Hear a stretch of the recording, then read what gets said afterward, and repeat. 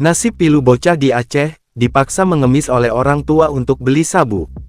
Pasangan suami istri di Banda Aceh tega memaksa anaknya untuk mengemis.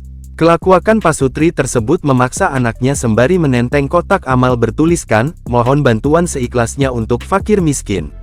Hal yang lebih parahnya, uang hasil mengemis anaknya itu disetorkan ke orang tuanya untuk membeli barang haram.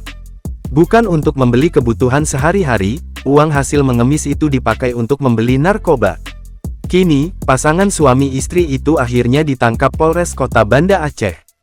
Bahwa kedua orang tua ini mempekerjakan anaknya mencari uang untuk kehidupan mereka, kata Wakil Kepolisian Resor Kota Banda Aceh, AKBP Satya Yuda Prakasa, di Banda Aceh, Kamis tanggal 29 Februari tahun 2024.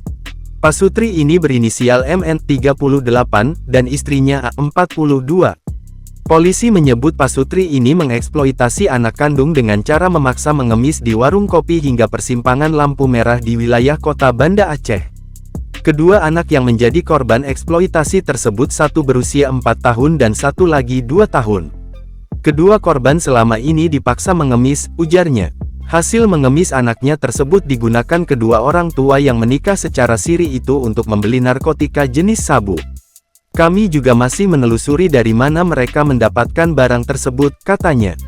Polisi menemukan barang bukti berupa uang tunai Rp32.000, alat hisap sabu dan kotak yang bertuliskan, mohon bantuan seikhlasnya untuk fakir miskin.